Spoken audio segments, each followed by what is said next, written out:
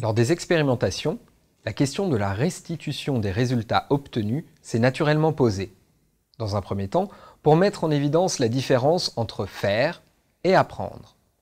La phase manipulatoire, ou la recherche à travers de documents, ne doit pas être l'objectif pour l'élève, mais un moyen de répondre à une question. Ensuite, il est parfois nécessaire de partager les observations de chacun alors que tout le monde n'a pas participé à la même activité.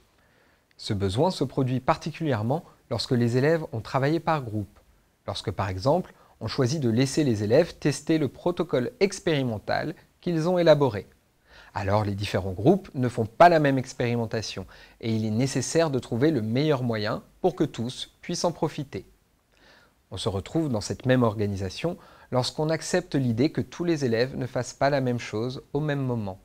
Par exemple, pour des raisons de contraintes matérielles ou pour rendre plus efficace le travail de la classe en répartissant des tâches pour mutualiser les connaissances obtenues. Enfin, plus simplement, ce besoin se présentera parfois pour des raisons d'organisation du temps de travail en classe et la volonté de prévoir plusieurs séances pour répondre à une question.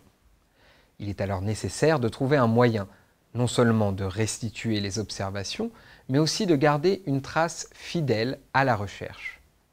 Il est donc nécessaire de penser aux meilleurs moyens de restituer ce qu'on a vu ou vécu. Les propositions que je présente ne sont pas exclusives les unes des autres. Il nous est arrivé d'utiliser toutes ces procédures dans une seule et même recherche. Je les classerai en deux catégories. D'une part, la trace personnelle, trace écrite, schéma, capsule vidéo, produite par l'élève ou l'enseignant. Dans ce cas de figure, il y a une interprétation directe par l'élève-chercheur du résultat de sa recherche. Ce travail a toujours été effectué dans un premier temps dans le cahier de chercheur, puis parfois transposé sur une affiche lors d'un travail à plusieurs, afin de partager ses observations avec la classe. D'autre part, la capture vidéo de l'expérimentation par l'élève ou l'enseignant. Ici, la trace rend compte directement de ce qu'il s'est passé. Elle permet aux autres élèves de revivre au plus près ce qu'il s'est passé et d'observer comme ceux qui ont manipulé les résultats. Ces supports nous ont permis de partager nos connaissances à plusieurs niveaux. Au niveau du groupe, lorsque le travail s'effectuait à plusieurs sur une même activité et que les élèves discutaient ce qu'ils devaient présenter aux autres. Au niveau de la classe, lorsque les élèves ou les groupes devaient présenter à l'ensemble des élèves. Bien au-delà de la classe, lorsque nous avons utilisé le compte Twitter. Dans ce troisième cas, l'objectif du partage est non seulement d'informer les abonnés de l'avancée de notre recherche, mais aussi de pouvoir trouver de l'aide lorsque nous restions bloqués sur une question, ou que nous avions besoin d'un savoir plus expert pour vérifier nos hypothèses. Notre mentor Amine a tenu ce rôle lorsque nous avons cherché à savoir si un panneau solaire pouvait alimenter notre robot en énergie. Nous avons formulé l'hypothèse qu'un moteur pouvait bien fonctionner grâce au soleil, mais qu'il fallait plus de lumière. Concrètement, l'expérimentation ne permettait pas de le vérifier. Le moteur branché ne tournait pas, mais un autre récepteur montrait que l'électricité circulait. Nous avions besoin que quelqu'un valide cette hypothèse, les conditions n'étant pas réunies pour la vérifier par nous-mêmes.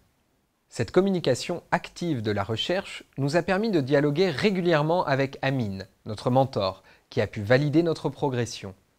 Cette intervention d'un adulte différent de l'enseignant qui donne son avis sur le travail réalisé directement auprès des élèves est importante pour renforcer la posture de chercheur-ingénieur que nous souhaitons faire adopter à nos élèves. Le fait parfois chez certains élèves de voir des déclics, de voir que parfois ils ont compris quelque chose grâce à nos explications, que parfois ils comprennent mieux le monde qui les entoure, tous ces déclics-là me font plaisir parce que je me dis que peut-être il y a des barrières qui se brisent justement dans l'esprit de ces élèves, quoi. C'est un peu mon espoir, c'est aussi la raison principale qui me pousse à faire partie de ce projet-là.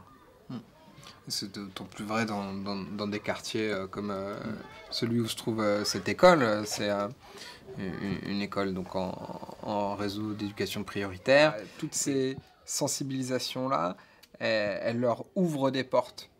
L'intérêt de cette démarche, au-delà de décloisonner la classe, est de rendre transparents les murs de l'école et aussi de montrer aux élèves que le milieu de la recherche, comme celui de l'ingénierie, repose sur des règles de communication qui facilitent l'émergence et le partage de savoirs nouveaux. L'ensemble de ces situations de communication, dans et hors de la classe, constitue d'ailleurs un travail préparatoire au congrès des jeunes chercheurs qui a lieu en fin de projet. Pour le préparer, nous avons pu ainsi reprendre toutes les publications de l'année.